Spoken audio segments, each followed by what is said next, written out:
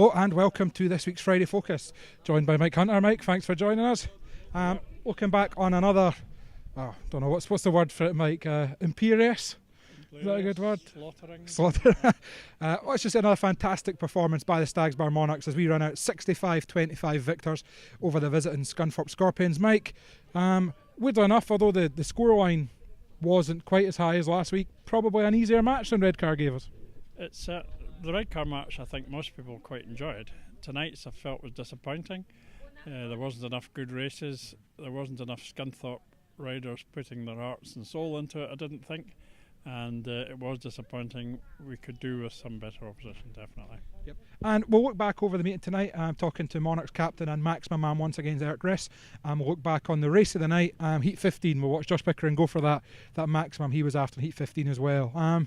So coming into tonight, you know, when I looked through the teams, I thought, right, I would still expected the Monarchs to win, as I probably do almost every week at home with the lineup we've got now. But, you know, Scunthorpe, a team with what should have been a top 3 or top 4 of Worrell, Garrity, Ottey and Allen, I was expecting to be entertained. I was looking forward to it. I thought it would be a good match. They got 53 at Sheffield last night, albeit a totally different track, of course, but I thought tonight's match could be very entertaining and quite closely fought. But as soon as we heard Garrity wasn't there and there was no facility, clearly it was no longer going to be close. But I still thought there would be some good racing. But unfortunately, you could only give Jake Allen pass marks on the Scunthorpe side, really. Yeah, you mentioned that there. Obviously, we arrived at the stadium with the news that Jason Garrity had been involved in a car accident or a van accident on the way up the road. I believe Jason's okay, but the van came off second hand, was what we're told. So we do wish Jason and any passengers all the best. But you're right, already a man down with the loss with Stefan Nielsen, now missing Jason Garrity. You mentioned Lewis Miller, the Armadale Junior, the only one able to step in. Scunthorpe were probably defeated before the tapes went up on Heat 1. Yeah, I should think so. And then of course they lost Gino Manzares as well, and Gino has ridden well here in the past in his Ipswich days and was quite optimistic pre-meeting when I spoke to him. But of course with Danny Phillips having to take 7 rides and Lewis had to take 5 I think, rides, they had no chance, obviously. I sometimes think as well, and this isn't to criticise anyone, but the match was probably beyond them when you're 24-6 down after 5 races. But some strange decisions by Dave Peat, normally quite an astute tactician. Surely Jake Allen should have had 7 rides tonight. Probably. It's perhaps hard to keep your focus when you're being so badly beaten. I think that's about the only thing you could say. But yeah, Jake Allen was pretty good, and we would have liked to see him as often as possible, definitely.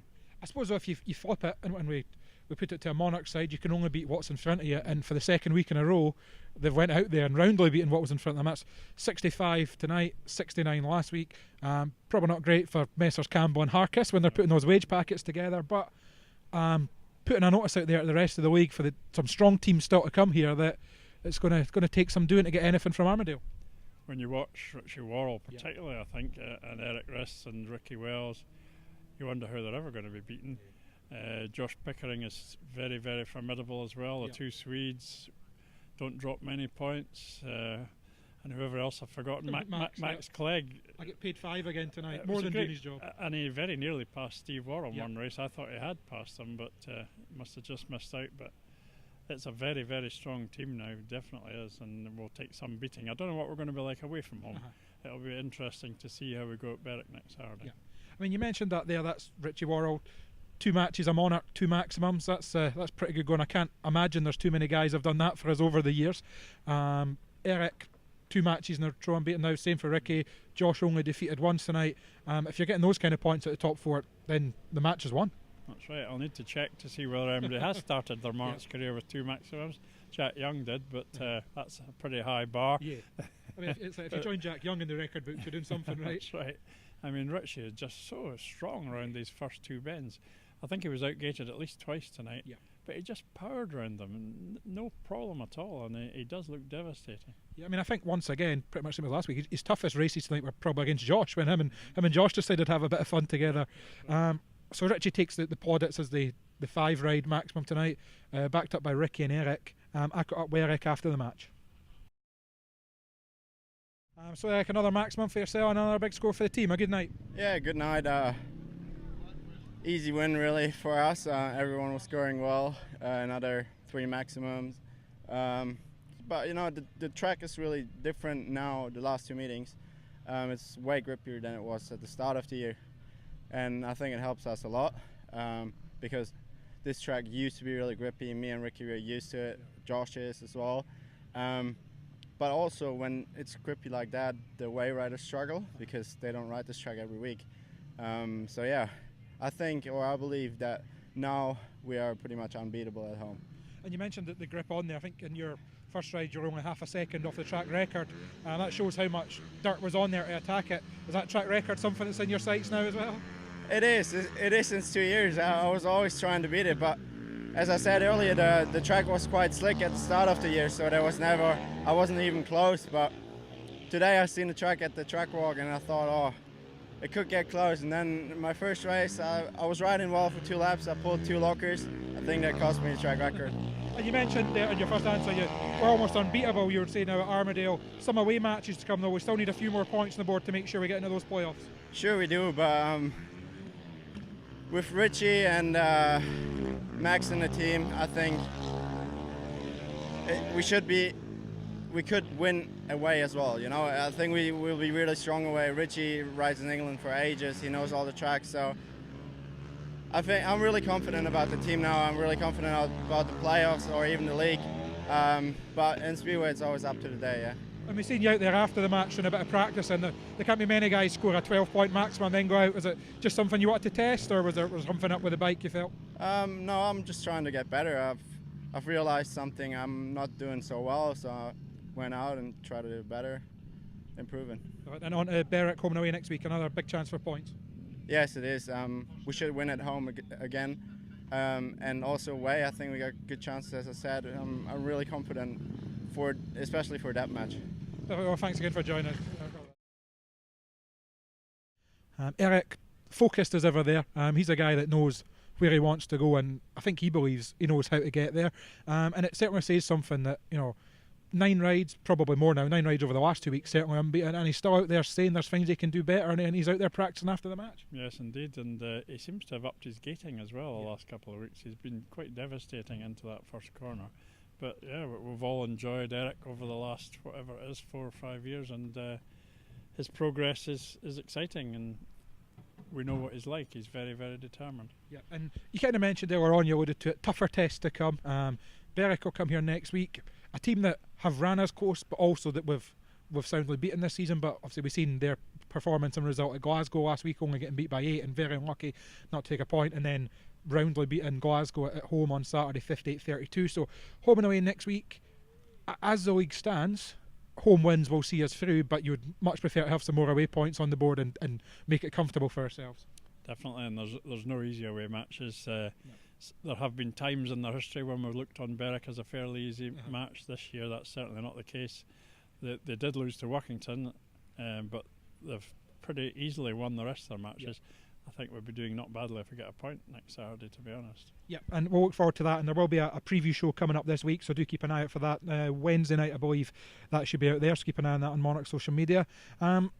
We mentioned earlier on, there's maybe not a huge amount of racing to talk about tonight. We like to talk up the race at Armadale, unfortunately, due to the, I don't suppose I'm being too nasty if I say weakness of the opposition. I don't like to criticise anyone, but on the night, outside of Jake Allen and Josh Ottey in his odd race, there was next to no competition tonight. But one race that did excite was Heat 15, Josh Pickering going for back-to-back maximums. There's an old joke in Speedway, and the riders have a joke to themselves. It's not a maximum unless it's a 5-ride maximum, and although the meeting was won, Josh certainly tried his damnedest to get that again tonight.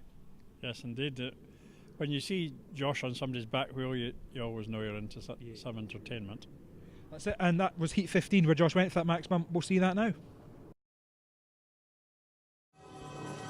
Heat 15 then with 3 riders only. Steve Worrell was announced, but he hasn't appeared and is excluded on 2 minutes.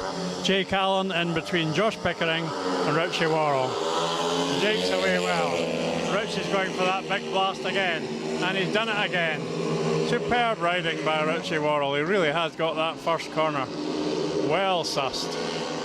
Jake's ahead of Josh Pickering, but here comes Josh. He's looking for the outside run as well. He's right out. Jake knows that's where he's coming, but he's not keen to go all the way out himself.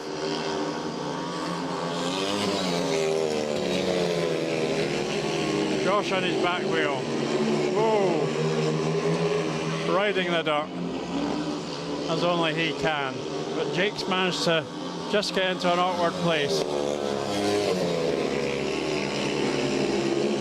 think he might have shaken off the opposition now. First person to beat Josh Pickering for a fortnight. Richie Worrell wins it.